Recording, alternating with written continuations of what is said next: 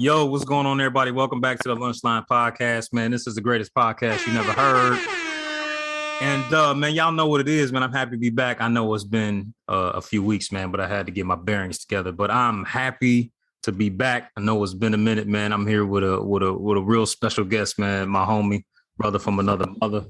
My brother Vaughn, man, from the DYT, man. What's going on with you, bro? What's going on? Hey, man, how you feeling, man? You good? I'm good. Good. I Bro. got a bunch of problems, but it ain't noteworthy to complain about. It ain't gonna do you So no I'm good. It ain't gonna do you. Good health, So, family good. I'm good. So what's been up, man? What's the word Can on the you hear me? I can hear you. I can hear you loud. Okay, there we go. I can hear you loud and clear, man. Man, for my listeners, man, this gonna be a straight shooter episode, man. This ain't gonna be no, it's gonna be raw. It's gonna be. I'm just letting y'all know now that it's not gonna be the typical Lunchline Podcast episode. So you might hear some things, or say some, or witness some things that are a little different from my normal get up, man. The reason why I had my bro Vaughn come on, man, is because he's a good friend, one of my best friends. We've been down since, bro, 97? 97? Is it 97? 97. 97? That's a long time, man. That's a long time. So when I first started this podcast, man, he was one of the first persons that I talked to about it.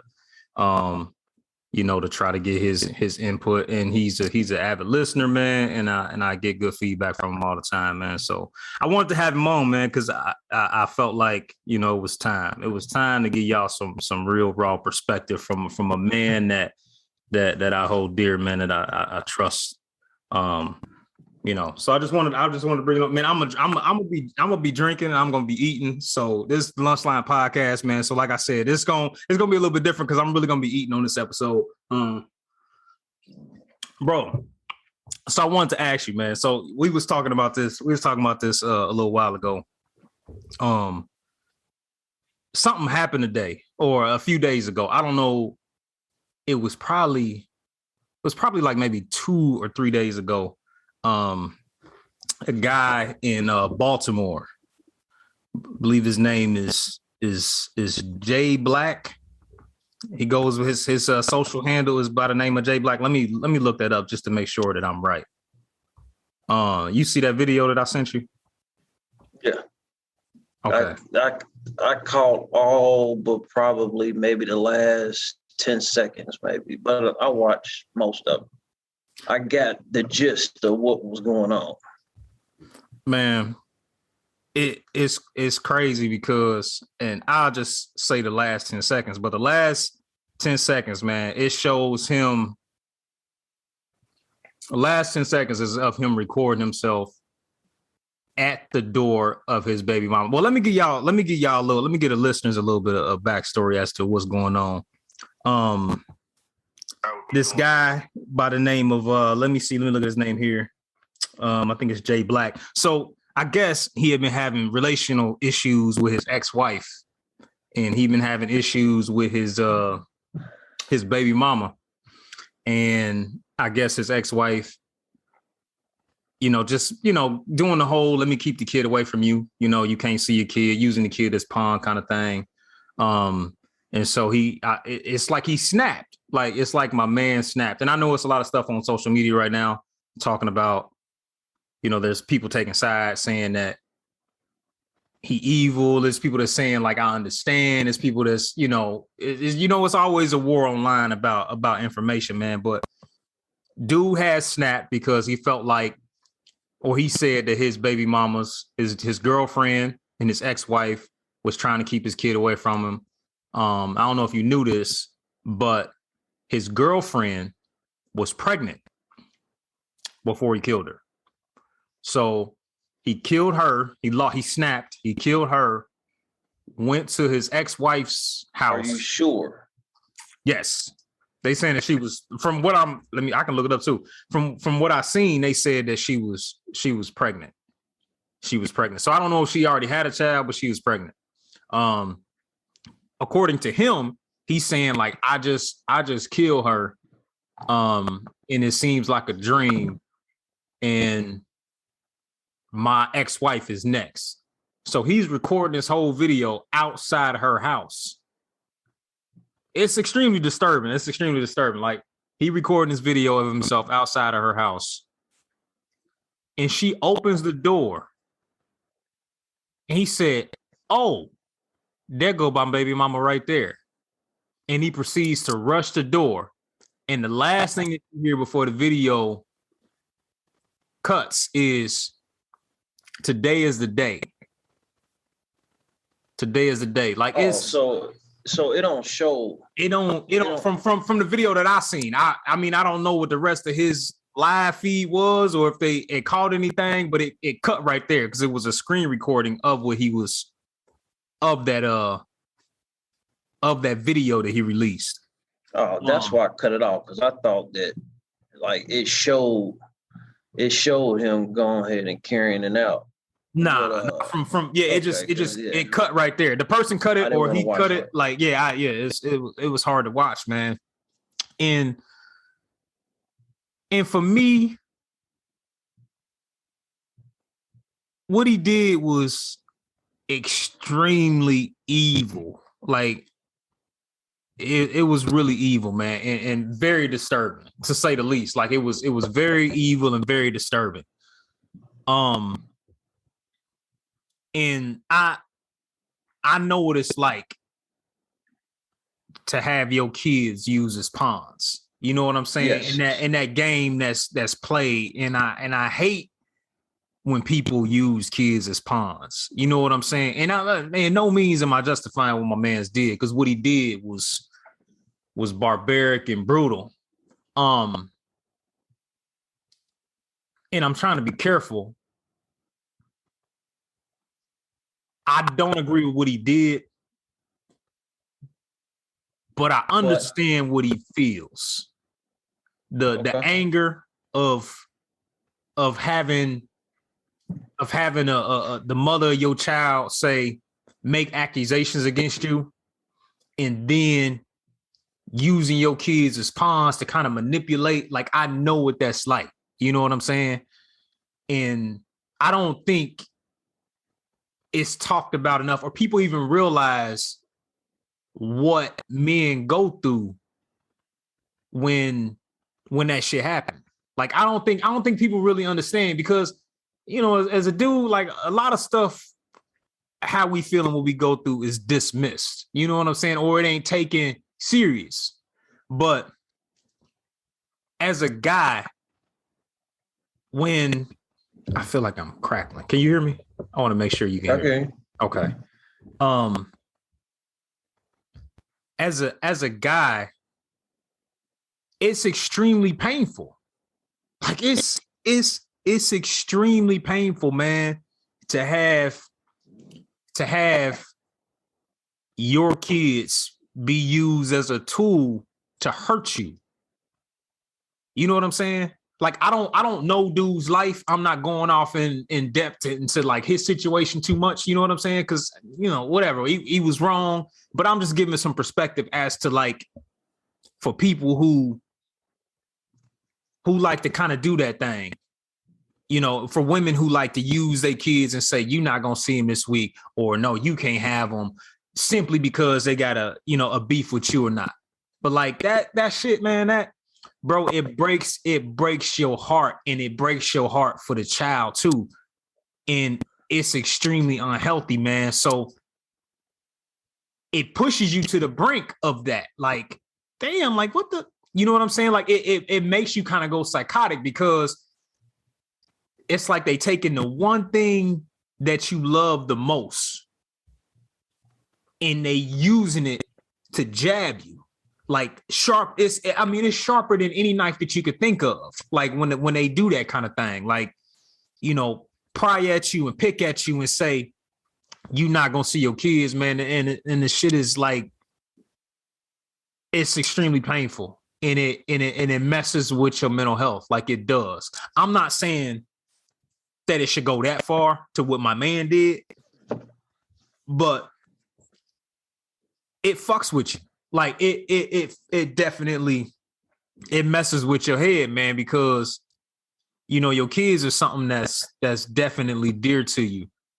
And I think mothers get a lot of praise for like, oh, moms, you know, we know that mothers love they children or mothers love their kids, but I don't think people realize how much dads love their kids too. You know what I'm saying? And it's not taken with the same, it's not seen the same. Like, so I just wanted to kind of get your thoughts as to what do you think about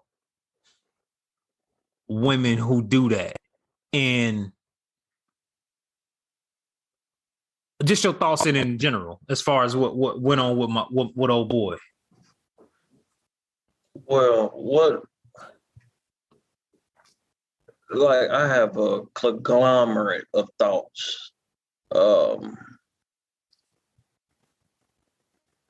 What was the allegations that she said that she alleged him of doing? According to him, he said that she said that he was sexually abusing a child. He was she said that he was sexually abusing the child and that he had been going through custody battles. Which and that's a lot of and the court thing is another thing that I'm gonna talk about in depth. Like after you finish making your point, but yeah, it was allegations of sexual abuse, that he was abusing his kids, and he had been frustrated. It sounds like with the court system, according to him. So, okay, I'll start here.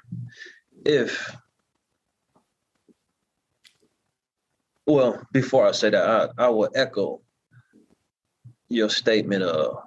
I disagree with the action, but completely, totally agree with the cause of it.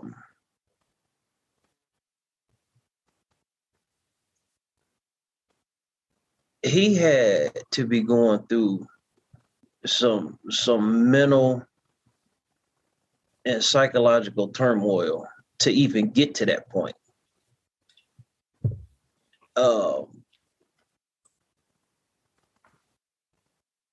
Okay.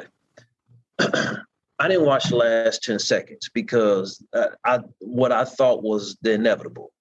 He blew her brains out on live stream. And I didn't want to see that because I'm getting ready to go to bed and I got to protect my psyche before I go to bed. But I done seen it over and over and over and over. And you and I got a pretty good understanding, or it hit closer to home than usual. Right. For you and I a couple months back. Right. So I think that, and a lot of people is going to disagree with me. I understand why he did it. I understand because it's you have no idea what goes on in a black man's mind, in a man's mind, let alone a black man's mind. Yeah. And for women to casually think that they hurting me or they hurting us by putting these false allegations, that's the intent, is to hurt you. Yeah. I'm gonna hurt you. I can't physically beat you, but you know what? I got somebody on my side that I know that can hurt you. I go put a case on you. I go make up a lie. I contact I don't know what it's called there, but it's called CPS. CPS, it's all the same, really. Yeah. I will go do that because you know what? I know that'll hurt. Yeah. I know that I hurt. But what they don't think all the way through is you might run into, what's the guy's name? His name is Sharif Black. Let me look it up. You might run into a Sharif Black. you might run into a Sharif Black. And I mean, Sharif Black may have been physically abusive to his baby mama. That's what I'm saying. Like we don't really know the story, but you don't know. From my standpoint, when you said like, I understand, because when it comes to children and you love them, it'll send you into that rage, because it's like you're trying to, not only are you hurting me, like, cause I can control my feelings. I can gauge my feelings, but it also makes you even more angry because you thinking about the children.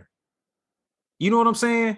Like what it's doing to them. You speaking from a male's or female perspective? From a male's perspective. If she's the kind of person that said, I'm gonna keep your kid away from you, and she in the back whispering in their ear, your daddy ain't shit, your daddy is this, manipulating them. That's infuriating, because you can say what you want to me. Like you can say whatever you want. Like you can say all the crazy shit in the world. But when you use them, you know what I'm saying? When you use them to hurt me, and knowing that you hurt them, like that shit, man, that shit'll make you snap. And I don't really know the as far as the history goes of how many black dads you hear that take this step. I mean, you hear you hear about, white dudes doing it, like, and they killing the kids and all kinds of crazy shit. But like,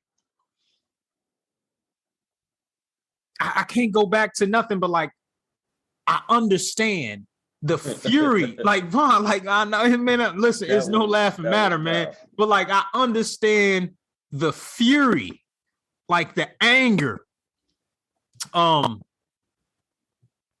that comes with that. And everybody is different. Like everybody is different. You and I and other fathers, there's millions, probably thousands of fathers who have felt what he felt, but didn't go that far. But you don't know, and each person's mind is different. And he got to talking about the guy, I meant to look this up, but the guy was talking about how, it's the holidays and I ain't got no family. And the only family that I know to have is those children. Yeah. He was like, you know what? This is it. This is it for myself. This is it for everybody else. Hold on, I need to pull up this article. I keep saying that I am, but man, it's crazy, man. I don't think that. Well, I do think that. I don't think I know that women don't think about, like, we all have psychological thresholds of frustration. Everybody. Mm-hmm. Some is lower than others. Some is higher than others. They don't think about that. And I mean, we are guilty of being in a temporary state of insanity. It's just on a lower level. Mm-hmm. You get so mad and you say some stuff that you really don't mean, or you do something that you really didn't mean to do, but you was pissed off, or because I was upset, I did that, or I said that. Right. But everybody's ability to do that, some is not as strong as others. Or, I mean, he could have been going through this for years. Right. He didn't say how old the kids was, or I don't know how old the kids were, or how old the kids were. But if you get to that threshold as a guy or as a man ever, it's almost like you are responsible for your actions, but like this is what you drove me to do. Yeah. Yeah, and not, escaping responsibilities, but like, I know it's like I didn't get here by myself. Right. And I can't, and here's the thing, like, I know we both trying to be careful to speak on his situation, because we don't know dude's history. And his name, I got his name right here, and I got the names of everybody else. His name is Raji Sharif Black. Okay. And his ex-girlfriend is Tara LeBang. And his ex-wife's name was Wendy Natalie Black. They're all in their 40s. Did it say how old he was? He was 44. So he's not that old. Okay. He's not that old at all. You said Baltimore? Baltimore. Okay. Baltimore. And they wild in Baltimore. They crazy in Baltimore. Yeah. But man, it's a touchy one, man. It's a touchy one. Like I feel for the kids, man. I feel for the families, man. It's terrible. It's terrible. Like you think about all these kids with no parents. With no parents. Well, let me riddle you this. What do you think some preventative measures can be put in place to avoid something like this in the near future? Bro, it's the only thing that can actually help as a guy is for myself. Like I would say definitely therapy. And I would definitely say finding someone to talk to about it. Like it ain't, even if it's not a therapist, like you have to get it out, and you have to be able to try to, relate those emotions of what you're feeling, because bro, going through the court system and going through all of that, like bro, it takes a toll on you. But preventative measures definitely can be, I would say, therapy, man, like for sure. And as I think about his situation, and I'm like, he talking about court, he talking about, custody, he talking about all of this shit. And I'm relating it back to my situations. Bro, you feel like the court is some bullshit, because the court seems like this big and bad place until it comes time for them to actually enforce things for fathers. Like, I feel like men don't get the same justification in the court system when it comes to parenting as women do. Well, it's not a feeling. It's a fact. So, everybody always talk about, go the legal route. What if you went to court? What if you did this? And you be like, man, motherfuckers ain't gonna do shit. Like, for real. Like, they ain't gonna do shit. It's gonna be a ton of meetings.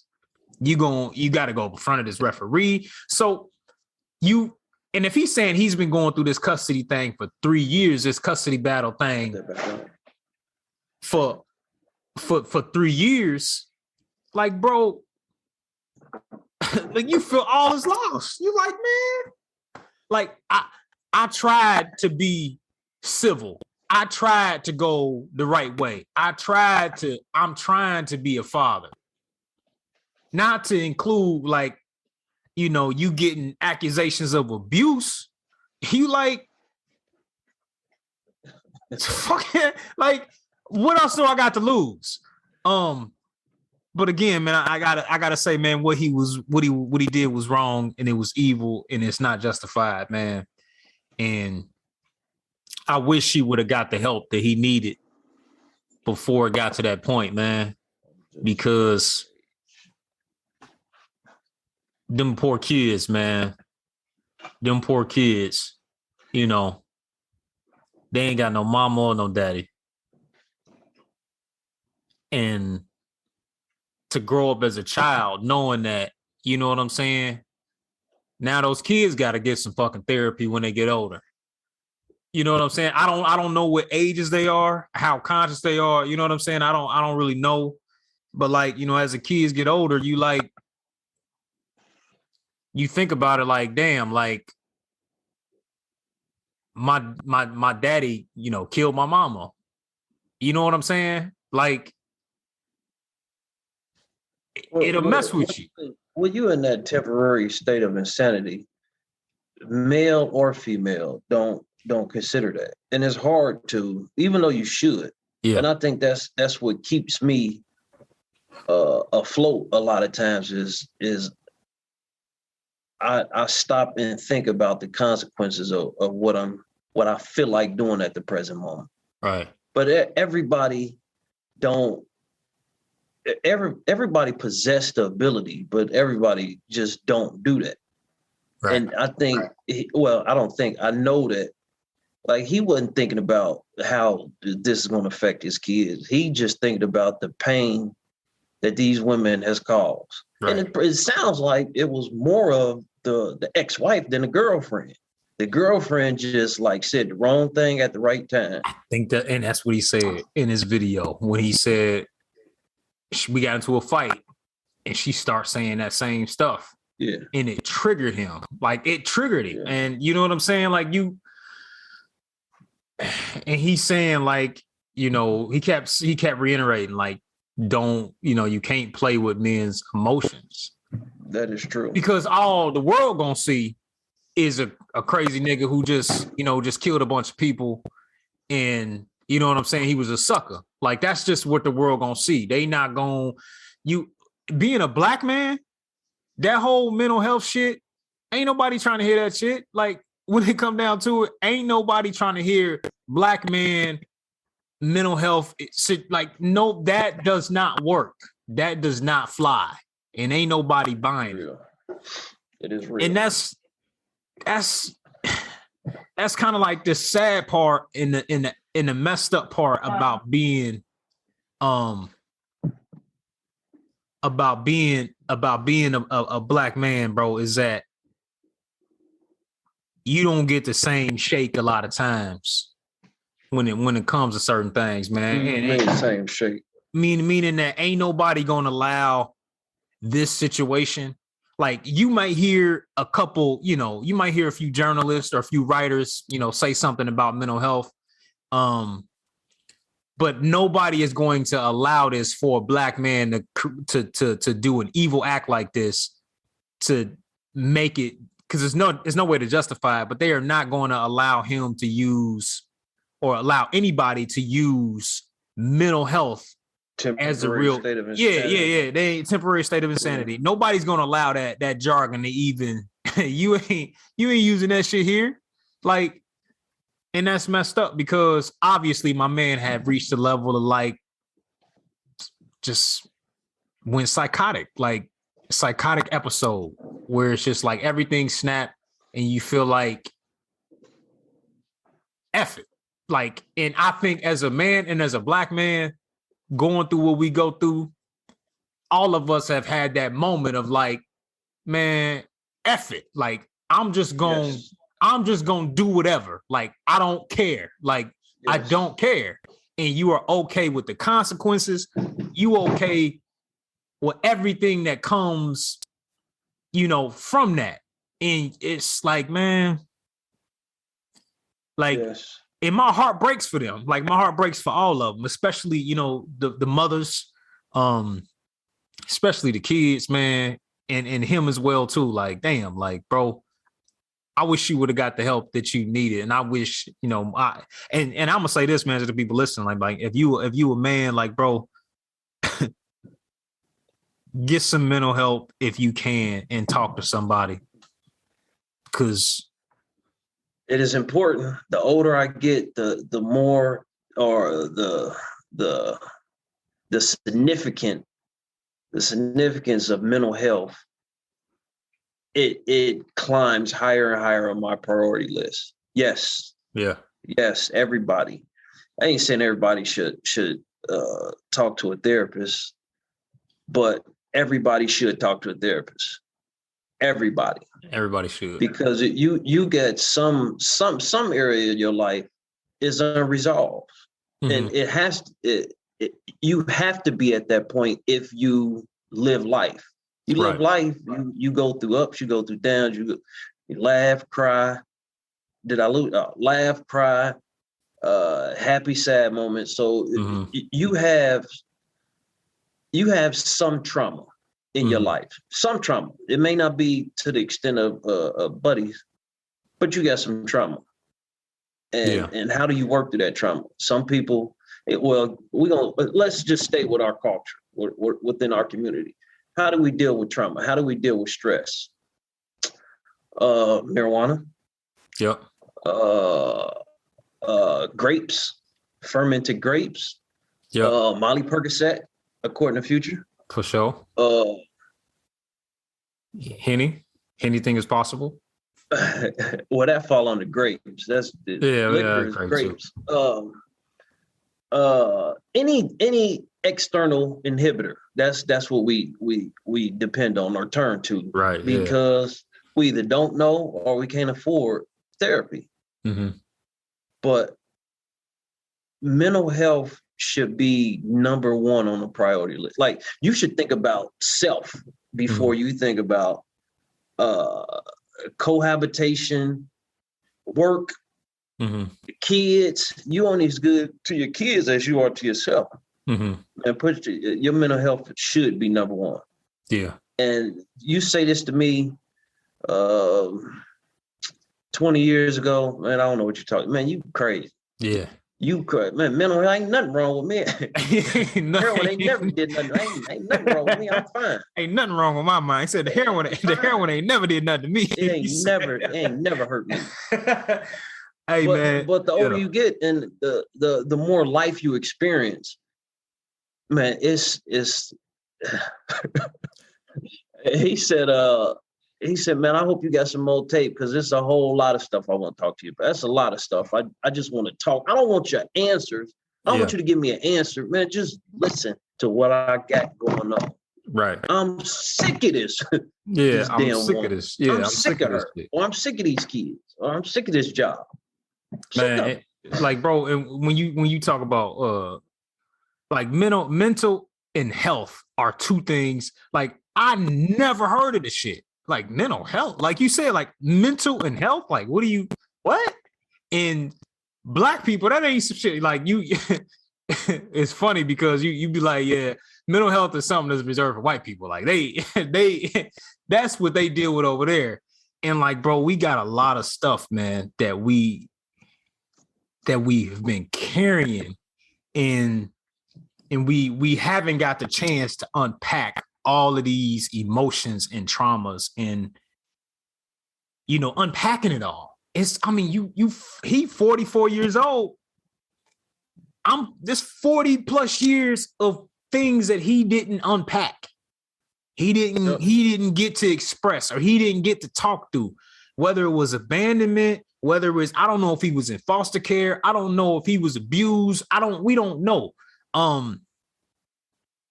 40 years of whatever it was that he'd been through,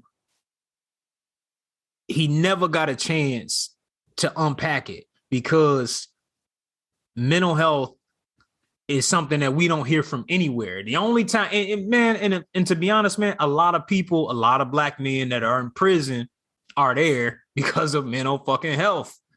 Like, mental health, like some shit that probably could have been avoided if we were given the opportunity or the outlet to be able to talk about how we feel and what we go through. Like, if we given an opportunity, it can prevent a lot of the shit that we go and do, because everybody got that snapping fucking point. Like, you got that point to where you like, I don't care. Like, I don't care about none of that. Like, I don't care about none of that. And it's sad, man. But I just wish, man,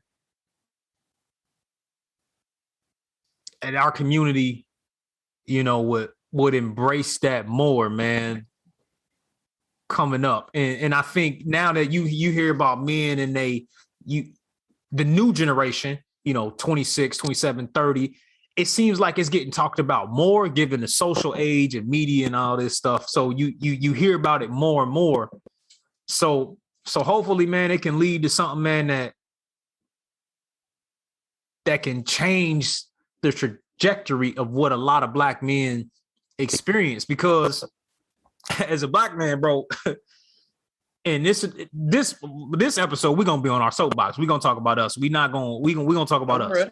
So as a Black man, bro, it's so much stuff that we deal with that's external and internal that we don't get a chance to process. when you think about being black, bro, not only do you have the responsibility of work, you got to deal with, racism. You got to deal with police. You got to deal with, a wife and kids. So everywhere you go, you fight in a fucking battle. And growing up black, you fight in the battle. And when we talk about growing up in the hood, man, and I look at growing up in the hood as a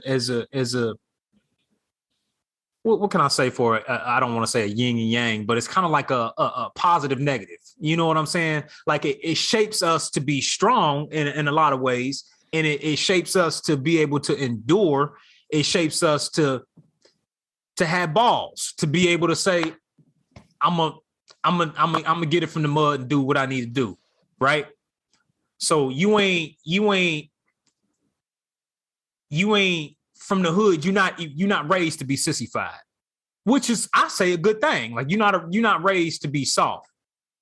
But then again, all of the other things that go on, like not talking about mental health, being able to express yourself, emotions, and all of that shit is something that you better not ever talk about. You better not ever discuss, because you're gonna be laughed at and you're gonna be mocked.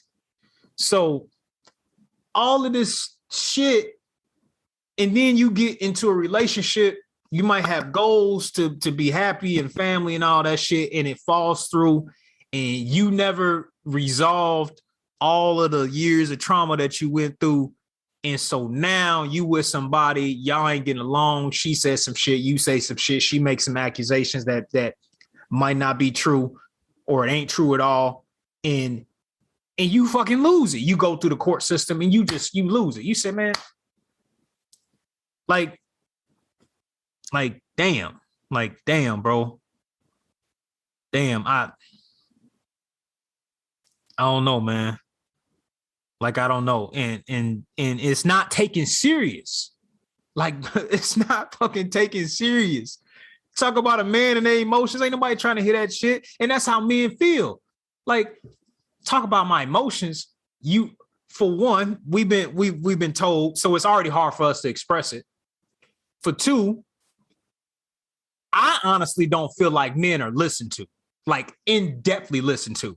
Like, I feel like people listen, or they or women may say, I'm not just trying to generalize here, but people may say that they listening, but they listening just to respond.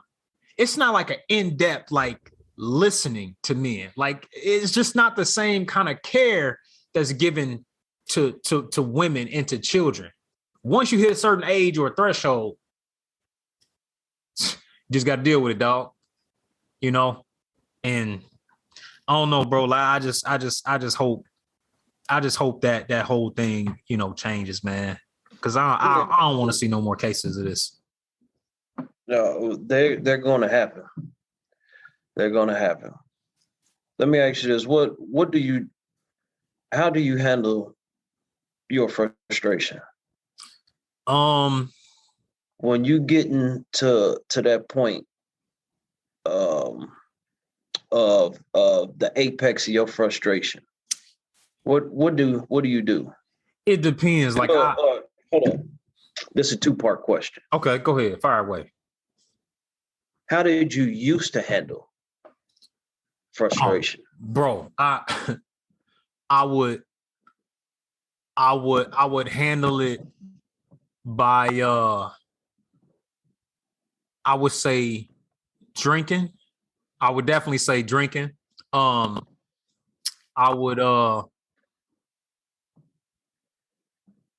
would engage in what was ever making me frustrated. I would engage in that. So I would argue, get my blood pressure up. That's what I used to do. Like, if I can recall, like, I would just, somebody say some shit to you, the kid's mom say some shit to you, ex-wife, whatever, say some shit to you. Before, I would just be like, F you, nigga. Like, let's do it then. Like, let's do it. Are we going there? We about to argue? But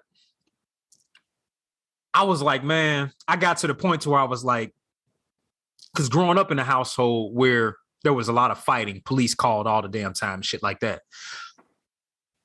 I got exhausted and I start having health issues with just stress and shit like that. And I was like, man, I'll be goddamn if I'ma allow this situation with this person or anybody else push me to the brink to where I can barely damn breathe. You know, you having anxiety attacks. You at your, you know, you don't feel the same because you're so highly stressed out all the time.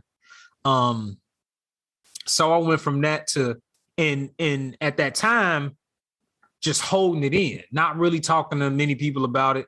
And then I started to talk about it. I started to come up with new techniques, like, you know, make sure I'm breathing, like to calm myself. You know, playing sports, whatever I could to like help keep the tension of my life down. But definitely, you know, talking about it, man. And you feel vulnerable because you know, you in talking to people, you feel like don't nobody want to listen to you. But at the same time, when you do have the opportunity to get it out and somebody's in depthly listening to you, it does make you feel better. So it does start to put some of those healing blocks back. You know what I'm saying? So that's what happened for me. So tell me what you do to so what are some of the things you did? Breaking up. Same question. Can you hear me? Can you hear me? I think your screen froze. Can you hear me? Mitch. Okay, there we go. Your screen froze. My screen froze. It's coming back. There it is. We Gucci. Yeah. But yeah, I can't remember what we were saying before we had that little glitch. But yeah, tell me. So same question for you. Same question for you. Like, what did you? I heard how you used to, but how do you deal with it now? How you deal with your frustration now? Yeah, that was my. You didn't hear none of that? Okay. So I heard the part where what you said, how you used to deal with it, alcohol. Okay. Engage. I didn't hear what you said. Okay, so let me repeat myself. So what I do now is one of the best things I would say is talking about it in depth. And expressing myself about it. So I would say talking about it, breathing, taking time to breathe and calm yourself. Because controlling your emotions is something that you have to work at. You know what I'm saying? Where you gotta have like a second to like regroup, and you gotta have that conversation with yourself, like, you know, like calm down, relax. You know what I'm saying? Take some deep breaths, you know, get away, you know, whatever you gotta do. Basketball, you know, athletics, you know, soccer, flag football, whatever, like those are stress relievers for me as well too. But I would definitely say talking about it and getting it off on my chest, because if you don't talk about it, it'll still brew. Like you can go and do other shit, like you can smoke weed, do whatever you want to do. But if you don't get a chance to really get it from your mind and your heart, you know, and get it out, and possibly in an environment to where you can get some healthy feedback, you know what I'm saying? So that makes a difference. So that's one of the things that I would say for myself is definitely, you know, talking about what it is that got me on the edge, like for sure. Okay. So I'll pose the same question for you as well too. How I used to handle and deal with frustration. How I used to deal with it, I would avoid it. I will avoid whatever was the source of my frustration. I'd avoid it because by nature, I'm not confrontational. I don't like confrontation. And if it's left up to me or if it's in my power, I would avoid confrontation at all costs.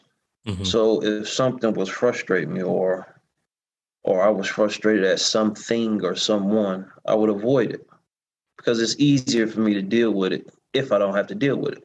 Right. Which is a terrible thing to do. Mm-hmm. It's a terrible thing to do. It's even worse doing it as an adult because it shows immaturity, lack of growth. Like you just avoid everything. Like Mm-hmm. some stuff a lot of stuff you have to address it, especially as an adult. Yeah. You have to address it. That's how I used to deal with it as a adolescent. Just avoid it. Uh-huh. Just avoid it. Um, my latter years now, I take the opportunity to think. I step away and think because, and you and I both know, like when you going back and forth with you, it may be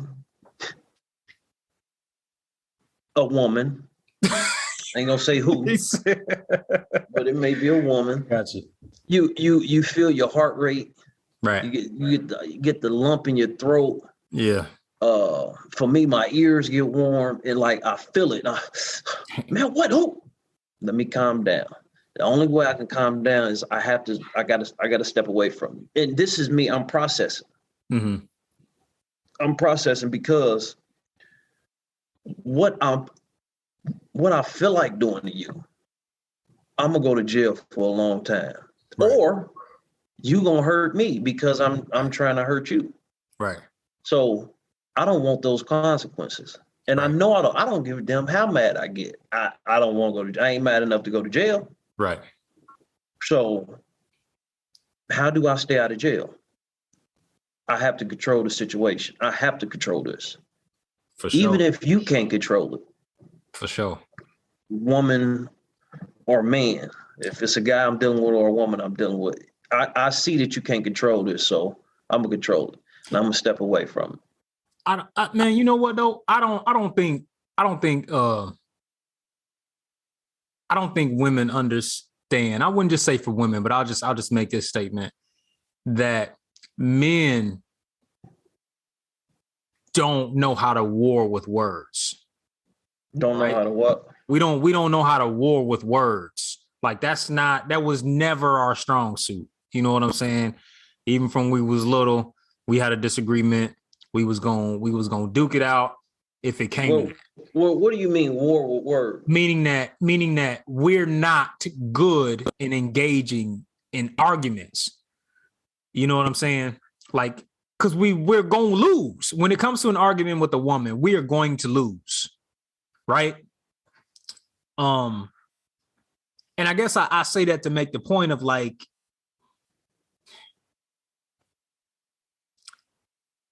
I don't think women are aware of that when it comes to like arguments. When it comes to, let me say some shit that's going to really piss you off. Let me keep your kids away from you. I don't think women, because we don't know how to, our first response isn't, well, let me call and cuss you out and tell you like that ain't our response. Like our response when we get to that is like, holy shit, like, you know what I'm saying? And the only way that you can get yourself out of that environment as a man is like you saying, is using those tools of well, first, hopefully you've walked into some maturity to where you can calm yourself down. And nothing should ever get to the point to where violence should be used by a man. But let me ask you this. Here's a question I pose to you. Why do you think women do that? Why do you think that women use the kids as a tool to hurt men?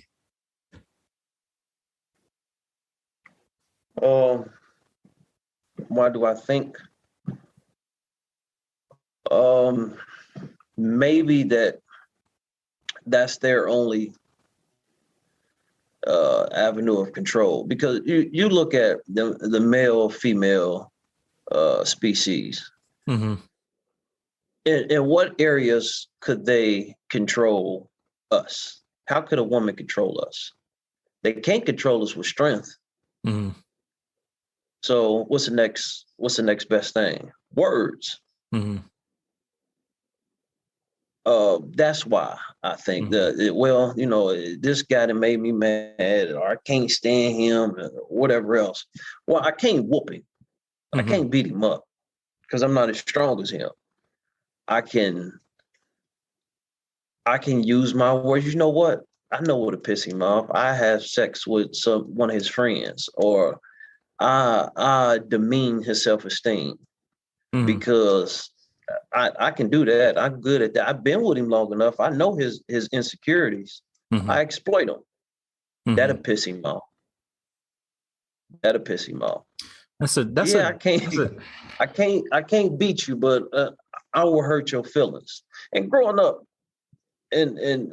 well, for me, growing up in middle school, like I never displayed it, but I always took notice how like women was very, very mouthy, and like they was quick to call somebody dirty, or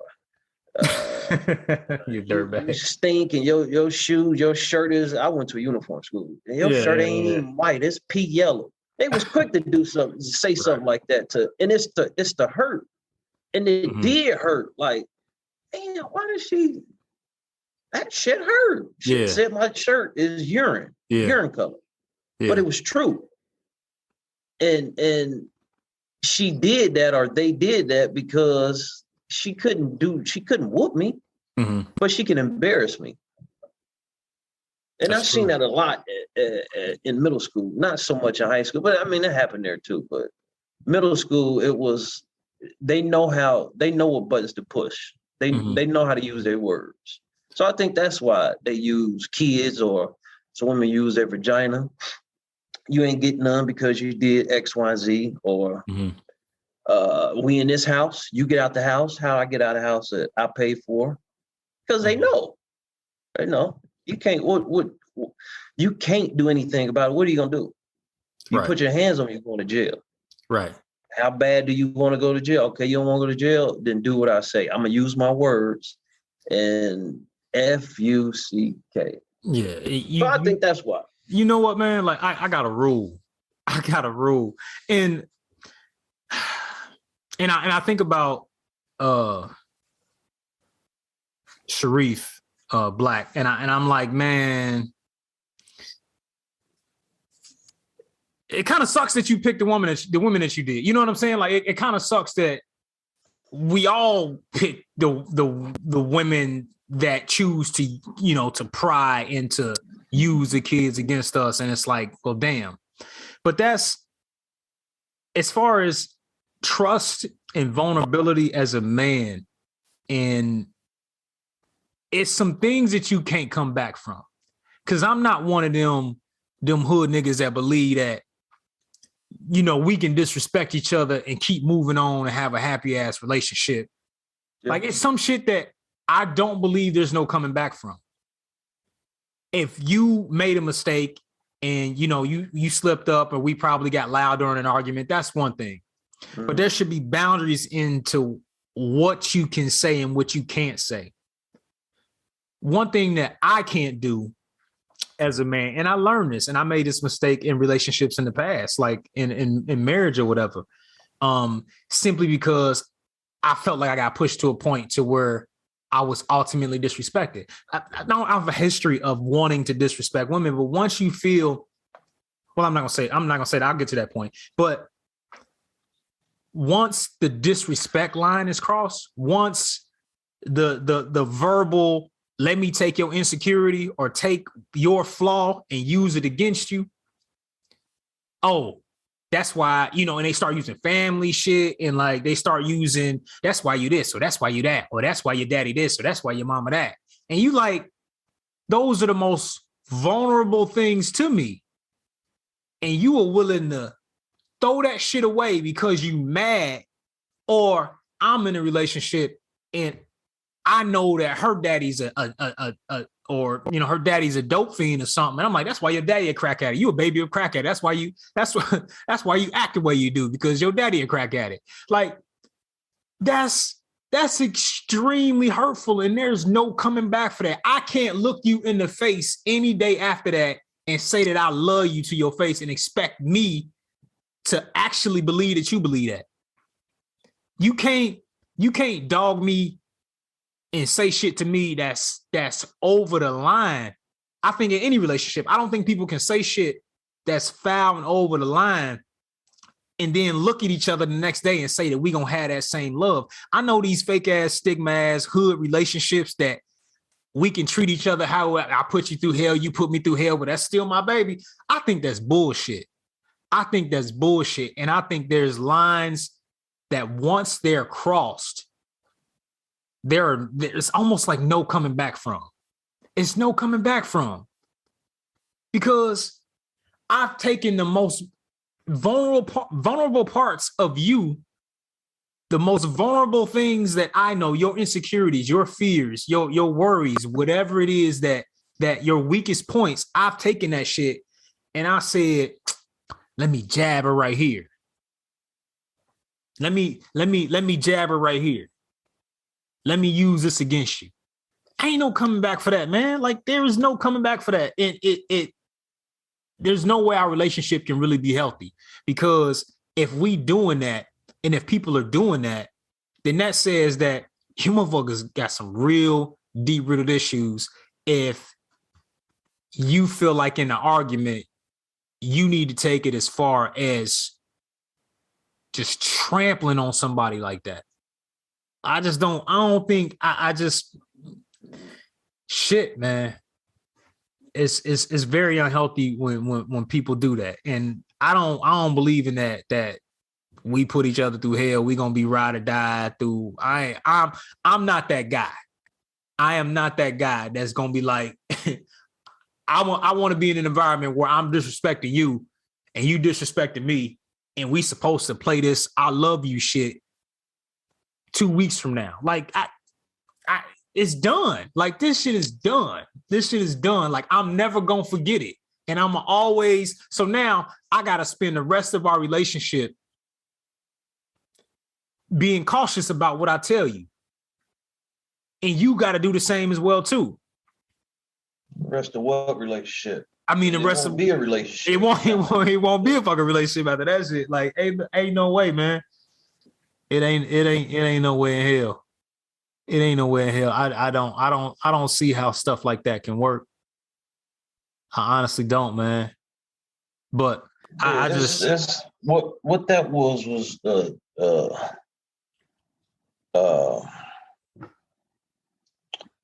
I don't want to say exhibition, but it was evidence of mental health gone wrong. Definitely. Mental health gone bad. That's what that is. That's what that is. It brings me to something else we talked about a couple of weeks ago, where you kind of disagreed on it. What was it? What was that? It was something that you said you wouldn't have done, and I disagreed with you. I was like, nah, Mitch, I'm guilty of that too. I can't remember. You know the incident? Which incident? I can't. I think it was some dude had hit a woman. He had hit her or choked her or something, or slammed her. And you was like, man, I completely disagree with it. I'm anti that. You know, that was wrong for him to do that. And I was like, hold on. Let's not jump on his back now. What did she do? What did she say? Right. And not that I'm a advocate for domestic violence, but there's me. I am. This is my field, mental health. Mm-hmm. So I love the idiosyncrasies of human behavior. I love it. So for what we seen was the act. We seen the ending act. Right. We seen the violence. Right. But it's been all type of idiosyncrasies that has happened years and years and years and months and weeks and years prior to that led up to that. Mm-hmm. That's what I focus on, is how did we get here? Mm-hmm. Okay, you choked a woman. How did we get here? How did you get to the point of choking a woman? You hit her. How did we get to here? How did you allow yourself to get to the point where you just backhanded your wife, your woman, your girlfriend, or whoever? How did we get here? Mm-hmm. We got here because of mental health and the lack of having somebody to talk to. Therapy. Yeah. That's why we here. It's true. That's why I can't say that. That's why dude carried out what he carried out, because that didn't happen earlier today. That was years and months of frustration. But it's crazy. I also second what you said. It take two to tango. So it ain't just you women, and it ain't just you men. Right. Like, you chose her for a reason, and woman, you chose him for a reason. Yeah. So don't overlook that when he pissed you off. Don't overlook that when you mad at her, or when she disrespects you. It's crazy, and that's why I say when I made reference to the war of words, is that it's a shame that a lot of the things that are said in disagreements and disputes, it's not a shame, but it's kind of like, damn, what if you can be held in a court of law based off the shit that you say? You know what I'm saying? Like, because like I said, men, we know we're not going to win the war of words. That don't mean we need to fight and win the war with our fists.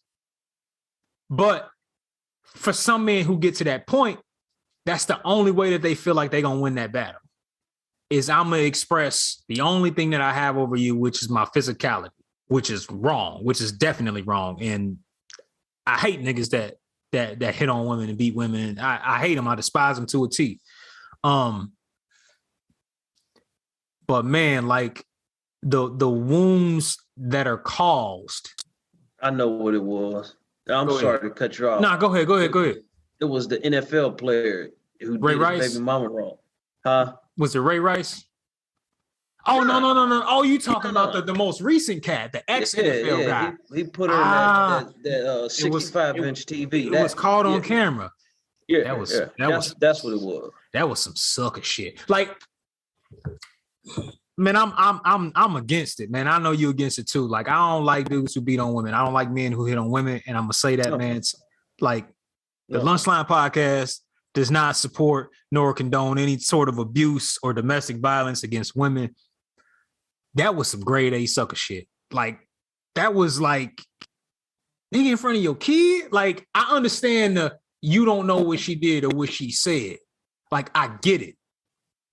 But like, damn, homie, like, well, that wasn't a disagreement. The disagreement was, it wasn't the act that you and I disagreed on. It was the intention. Remember, I said, Mitch, man, I bet you he didn't mean to do that. You was like, oh no, he meant to put her in that 65-inch. Nah, he meant to do that. And that's where we disagree that. You don't think he meant to do that? Yeah, and see, we still disagree. I just don't understand how you. It's not that he didn't mean to, like, break it down. Put his hands on her. It's not that. It's you and I in millions, or if you have a heartbeat now, you are guilty of this. Mm-hmm. You have done something that you didn't mean to do. Okay. You didn't mean to do. Whether it was you was having fun. You was being careless. You was pissed off. You was angry. Something you have did in your life that you didn't mean to do. Right. My son knocked over the TV, and I yanked him up by his arm. Well, I didn't really mean to yank him by his arm, but I did it. Right. Now that is and this is hypothetical, right? You just hypothetically. We gotta say, hypothetically speaking. so like, he yanking his kids up and shit. Hypothetical. Yeah. Okay. you gotta put the disclaimers out there, man, because you know how folks online and shit, man. They get a story, nigga. They take it off and go 100 miles an hour with it. It's the intent behind it. Mm-hmm. That's what I was focusing on. It's the intent. What he did, the action he did was completely wrong. And not only was it wrong, there should be consequences behind it. Absolutely. I'm So saying that he woke up that next morning in the county jail. yeah, he And probably he still woke he's up still that there next too. morning. He's still there too.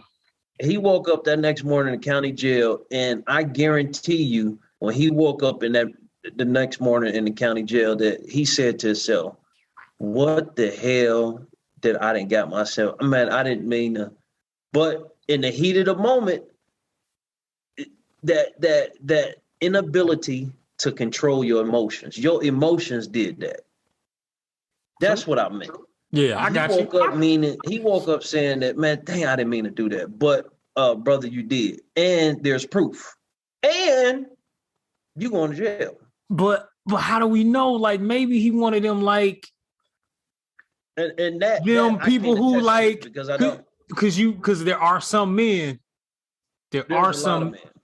There's some like I understand what you're saying. There are people who do crimes and who do shit that are regretful because of the heat of the moment. Like I get that. And then you also got the psychos who believe that a woman should stay in her place and believe that a woman should be handled in such a way. You know what I'm saying?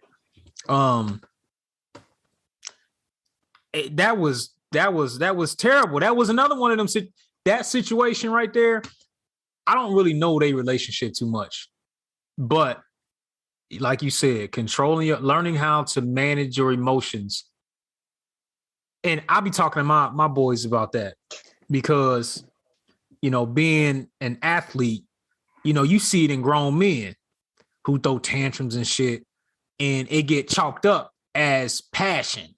Like, fucking no passion. You out here, you just throwing a fit. You need to get your emotion. And I tell my boys, I'm like, listen, man, the person who wins the game is the person who can control their emotions. Learning how to control how you feel is very important. Controlling what you feel, not allowing your emotion, because once your emotions gets involved, you go and you don't process it and you act on basically how you feel. You out of control. It's gonna lead to some sort of downfall, man. So yeah, and I've been saying this for years. The penitentiary and graveyard is full of people that has the inability to control their emotions. A large percentage of people was in the penitentiary because they couldn't control themselves. They got mad and shot this guy, or got mad and strangled this woman, or they accidentally did something because they was temporarily pissed. And now you have to live with a permanent consequences for the rest of your life. Right. So the moral of the story, ladies and gentlemen, is it's definitely is to control your emotions. For sure. Because you will end up in the graveyard or the penitentiary because you didn't control your emotions. And now you're in a penitentiary where you still got the same emotions, but you don't have the freedom. Man, I'm gonna say this and I'm gonna leave y'all, man, that's listening to the Lunchtime Podcast. I appreciate you. Thank you for tuning in. Y'all are the best.